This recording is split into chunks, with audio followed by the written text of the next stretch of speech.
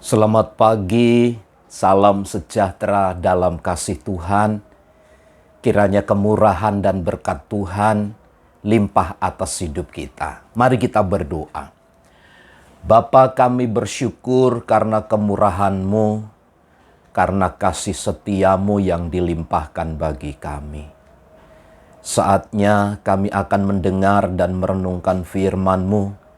Kiranya setiap benih firman Allah bertumbuh dalam hidup kami, sehingga kami semakin berbuah di dalam Engkau. Dalam nama Tuhan Yesus. Amin. Amsal 15 ayat yang keempat. Lidah lembut adalah pohon kehidupan, tetapi lidah curang melukai hati. Pada ayat 4 ini, firman Allah melalui Salomo ilham roh yang diterima disampaikan oleh Salomo, dia sampaikan bahwa lidah lembut adalah kehidupan. Lidah lembut atau perkataan-perkataan yang menyejukkan, perkataan yang tepat guna, perkataan-perkataan yang tepat pada sasarannya, atau perkataan-perkataan yang sesuai dengan situasi dan keadaan ketika seseorang mengucapkannya, maka itu akan menjadi pohon kehidupan. Ini berarti bahwa melalui perkataan-perkataan orang benar, maka perkataannya itu akan menjadikan hidup bagi seseorang. Ada sesuatu yang besar pada bagian ini, bagaimana perkataan itu bisa mengubah. Bagaimana kata-kata itu bisa merubah satu situasi, bisa merubah satu keadaan. Karenanya sebagai orang percaya penting kita mewaspadai apa yang kita keluarkan dari mulut kita. Mendatangkan kecelakaankah atau menjadi pohon kehidupan, menjadi sumber kehidupan, mampu menghidupkan bagi orang lain.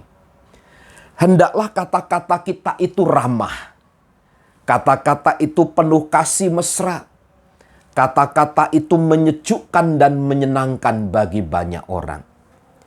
Namun sebaliknya, tetapi lidah curang melukai hati.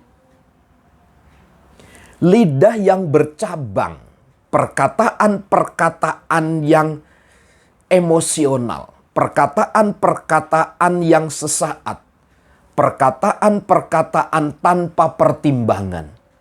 Perkataan-perkataan yang keluar hanya mengikuti hawa nafsu, itu hanya melukai hati. Ingat, setiap perkataan-perkataan yang tidak membangun, setiap perkataan yang sia-sia, setiap perkataan yang sembrono, setiap kata-kata yang keluar dari mulut kita, ada satu akibat yang kemudian diterima oleh orang lain maupun oleh diri kita sendiri. Lidah curang melukai hati.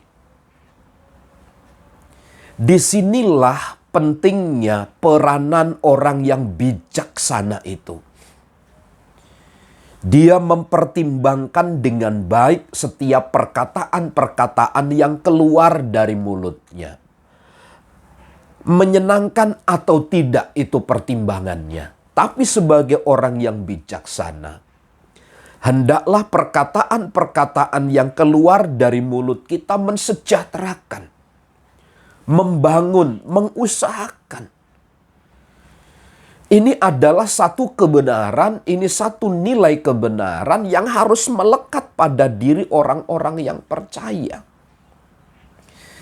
Itulah sebabnya Salomo katakan ini agar di dalam dunia itu ada keteraturan melalui sebuah kata-kata. Karenanya sekali lagi penting hukumnya, wajib hukumnya bagi setiap orang yang tinggal dalam kebenaran. Memperhitungkan, menimbang perkataan-perkataan yang keluar dari mulut. Motivasi dan tujuannya adalah agar orang lain dibangkitkan semangat dan gairah hidupnya.